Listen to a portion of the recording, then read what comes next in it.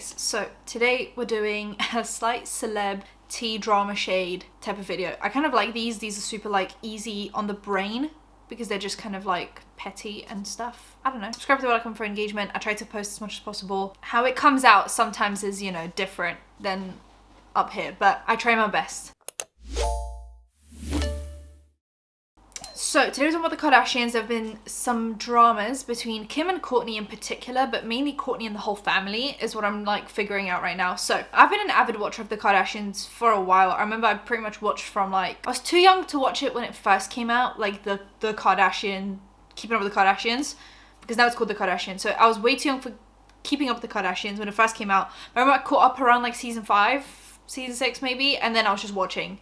And then I think I fell off kind of towards the end of Keeping Up with the Kardashians, and then when they revamped it for the Kardashians, I watched that because it was kind of more recent. So, and I genuinely think Keeping Up with the Kardashians was an elite reality TV show. It was the perfect amount of like real versus some scripted, but it was like, it felt real, it was more gritty. They still weren't as famous, so it just felt a little bit more like actually an insight into a family rather than just like B-roll footage, a bit of fake drama, B-roll footage, fake drama, B-roll footage, they're getting their makeup done, B-rolls of LA. It's like, how many B-rolls can I see of palm trees? It's cute. I love the music. I love how LA looks. I think it looks amazing, but I can't keep on seeing palm trees. I want to see some grittiness. Anyway, so they've now made it more gritty, I guess. But yeah, I kind of compared it to like daily vlogging in my notes. For some reason, I said they've been essentially daily vlogging for years, their whole life. Mainly with like Kendall and Kylie. They were so young when Keeping Up with the Kardashians started, so there's definitely kind of a lot to cover there. And we definitely know more than we should about them, and there've always been arguments and family drama, but I feel like it's gotten worse over the last few years, mainly between Kourtney and Kim.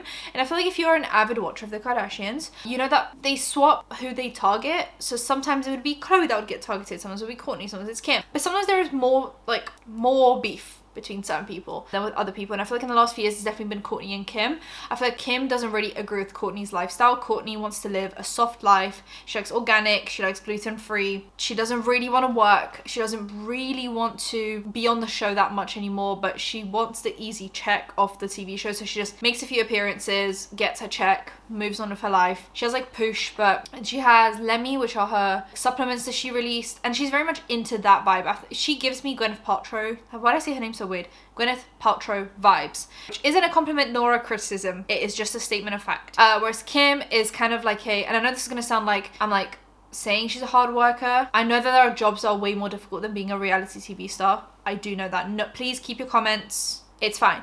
But she is the hustler of the family, if that makes sense. Like, she gets like the deals, and she admittedly wanted to be famous. And so now that she is famous, she's going to make the most of it, right? So she keeps on like doing things. She's just always doing stuff. Whether it's hard work or not is a whole other different ball game, but she's always doing things. And I feel like they're just polar opposites. And then Khloe's somewhere in the middle, somewhere in between of them. So I feel like this all kind of like the big tension between Kourtney and Kim started when they had that physical fight. I feel like things just haven't been the same since Kim's face bounced off the wall and left an orange mark. Like, I feel like we really entered a whole different like parallel universe when that happened. Like Kim, that is like peak reality TV. Stop. Never!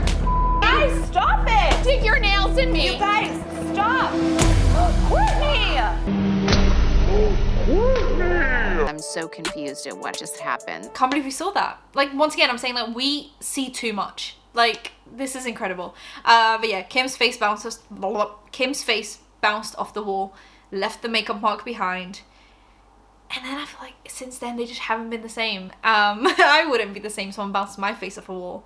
So that's, you know. And yeah, so Kim has been doing a lot with, for example, calling Kourtney lazy, saying that she's the least interesting to look at, which she got a lot of shit for because people first of all think that Kourtney is the most pretty one out of them. We're ignoring Kendall and Kylie for now, but out of the like Kardashians, people say that Kourtney is the most natural looking one and the prettiest one, just because I guess she's the most natural one. And we're kind of going towards a natural era, which is why they're all reversing their BBLs, taking out the lip filler, and, you know, trying to look a little bit more the way they looked pre all the surgeries. So it's definitely, you know, but yeah, she keeps on calling Kourtney lazy, and even with the clip of, it seems like no one wants to work these days. I have the best advice for women in business. Get your fucking ass up and work.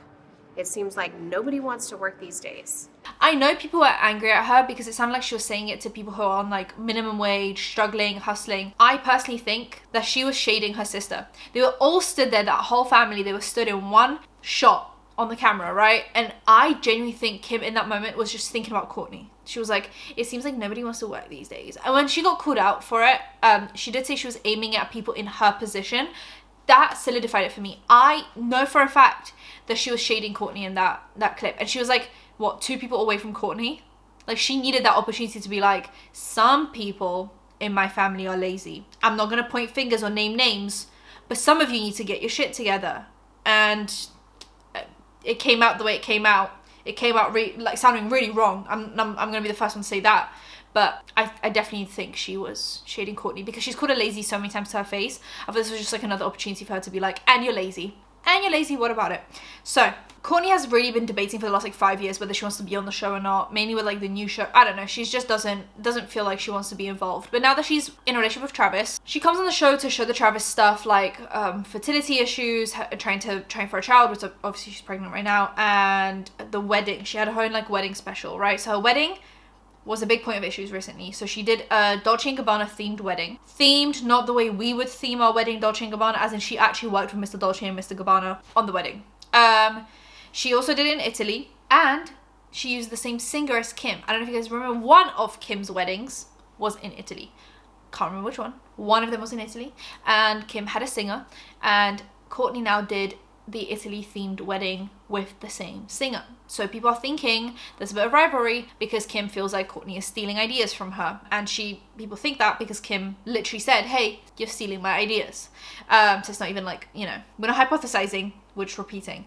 And then right after the wedding, Kim does a deal with Dolce & Gabbana. She does like a runway with them and works on a collection with them essentially, which Kourtney thought was a way of stealing the spotlight. So it was like Kim saw this Dolce & Gabbana wedding and then decided to work with Dolce & Gabbana.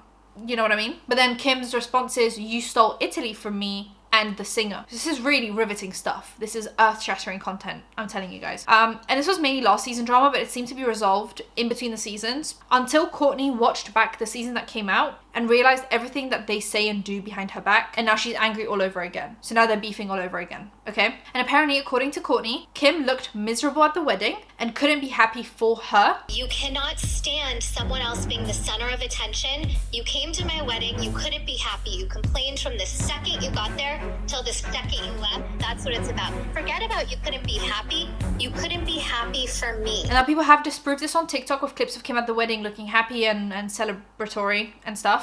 But you know, everything was shown. Maybe Kourtney has looked back on that wedding differently. Kim was also mid-divorce at the time, so who knows, maybe she was feeling just a little bit upset. Why did that voice come out my throat?